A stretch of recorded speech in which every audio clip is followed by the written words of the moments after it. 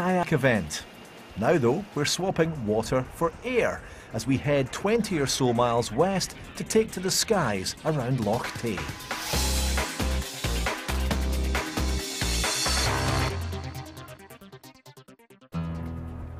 You're just using the natural uplift of thermals and the wind on the hillside, and it's just a fantastic feeling. Essentially you're just flying like a bird. You're part of the wind, you know, there's no engine noise, there's no distraction, it's just you and the wing and the air. It's just like the purest form of enjoyment.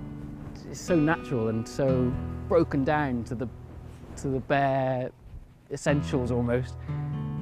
It's just you and a wing, and you're on your own in the sky.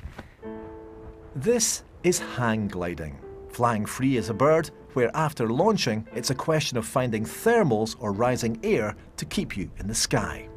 In the mountains, we might be looking for rock faces that are basking in glorious sunshine, heating up, getting almost like red hot, bubbling the air around it.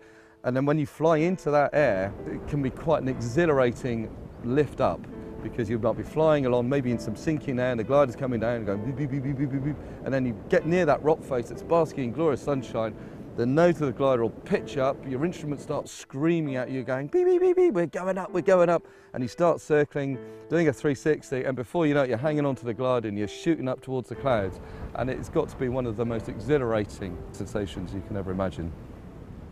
One friend described it to me, it's like being Superman.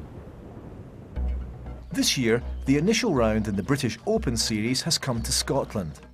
It's the first time for 10 years the competition has come north of the border, and it's attracted hang gliders from across the UK. I've flown all around Europe and Hungary and Spain and France and various other places. On a good day, you just can't beat Scotland. You can be at 10,000 foot above Ben Nevis, able to see the sea in the west coast and the east coast, flying with eagles. It's just an unbelievable place to fly in terms of scenery and conditions on the right day. One person who's at the top of this sport is David Matthews. He's won this event twice before and has high hopes for today. Winning's everything. No, it's become more important over the last few years, because I think once you've won a couple of competitions, I think the pressure's then on you to carry on staying at the top there if you can. But it's not everything. I mean, the most important thing is to have fun, really. I mean, it's on a good day like this, if we get some nice thermals, a reasonably high cloud base, to float around the Scottish Highlands is the best thing, And the competition almost comes second to that, but not quite. No, I'm just getting ready and organised with the radio. The secret is to be organised and be ready, but not necessarily be the first person to take off. So I'm not going to risk that at the moment. Strategy is everything. Before the task starts, there's a period of time to allow all the pilots to launch, and then, like sailing, it's a question of circling round, maintaining height, and waiting for the start of the race. Brothers Jem and Miles Kynaston from North Wales began flying when they were teenagers. Once you get up to a certain height, you're reading the clouds, so you decide where the best flight path is by looking at where the clouds are. And the top of those cumulus clouds mark the top of the thermals. So the ideal scenario is to climb in a thermal to cloud base and then see where the next most promising looking cloud is and glide to that one. You start with taking off, so you think about the wind direction, wind strength. So you'd want to look at the direction they're sending you. So it could be over the back of the hill, it could be out in front, or it could be anywhere. And with this, you'll be thinking, how am I going to get high to go over there? Who am I going to follow? Because that's what I'm going to do probably. Which bits of the sky are working well, which places to avoid, and then with me a lot of the time is where's the bottom landing field, because you always need to know all your options. Hopefully you won't need it, but there you go.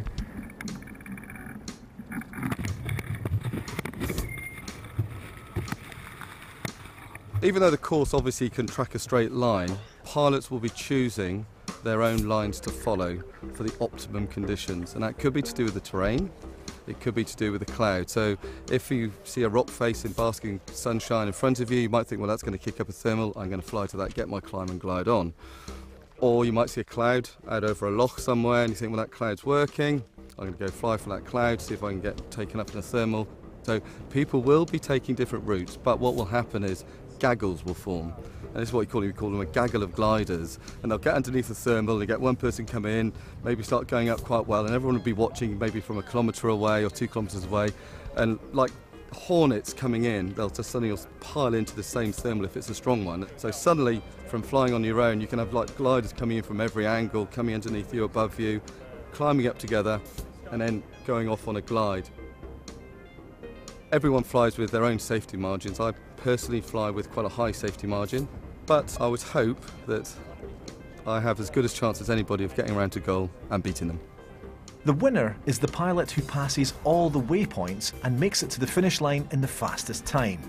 Today, first place goes to Gordon Rigg, who flew the 56.6 kilometre course in just over 2 hours. Yeah! But this is just the first stage of the British Open Series, so there's still all to play for in future rounds. So you need to be able to read the sky all the time, and if you can't read the sky, then you'll either get into trouble or you'll just not do very well on a day when you're in a competition. But you don't need to be a physicist or a meteorologist, but it probably would help. And our thanks to everyone in the British Open Hang Gliding Series. Let's hope they'll be back in Scotland again before too long, providing those spectacular views of our landscape.